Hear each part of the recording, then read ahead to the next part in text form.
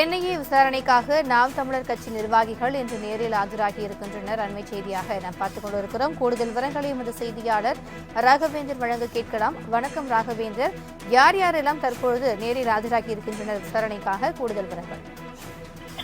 வணக்கம்.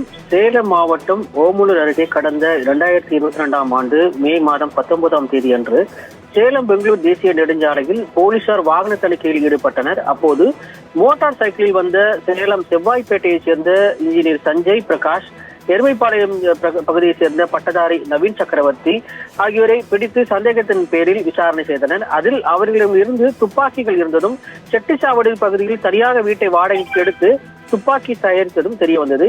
இதையடுத்து போலீசார் அவர்கள் இருவரையும் கைது செய்தனர். மேலும் துப்பாக்கி தயாரித்தல் தொடர்புடையதாக அவர்களின் நண்பரான அழகாபுரத்தைச் சேர்ந்த கபிலன் என்பவரையும் கைது செய்து அனைவரையும் சேலம் மத்திய சிறையில் அடைக்கப்பட்டனர். இந்த நிலையில் இந்த வழக்கை தற்போது தேசிய புலனாய்வு முகமை விசாரணை செய்து வருகின்றன. இந்த வழக்கு தொடர்பான விசாரணைக்கு இவர்கள்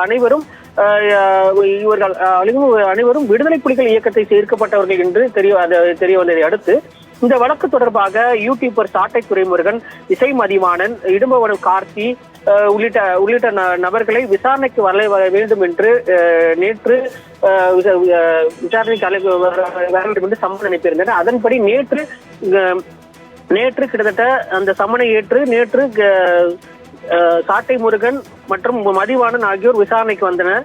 இந்த நிலையில் இந்த விசாரணைக்காக நாம் தமிழர் கட்சியின் நிர்வாகிகளான தென்னகம் விஷ்ணு, இடும்பவனம் கார்த்தி ஆகியோர் தற்போது இந்த பிரசவாக்கத்தில் உள்ள விசாரணைக்காக ஆஜராகியிருக்கின்றனர். நேற்று நடைபெற்ற சாட்டை முருகன் மற்றும் உள்ளிட்ட 3 பேரிடம் நடத்தப்பட்ட விசாரணை காலை 10:30 மணியிலிருந்து மாலை 7 மணி வரை இந்த விசாரணை நடைபெற்றது. இந்த நிலையில் இந்த இருவர் தற்போது விசாரணைக்காக ஆஜராகியிருக்கின்றனர்.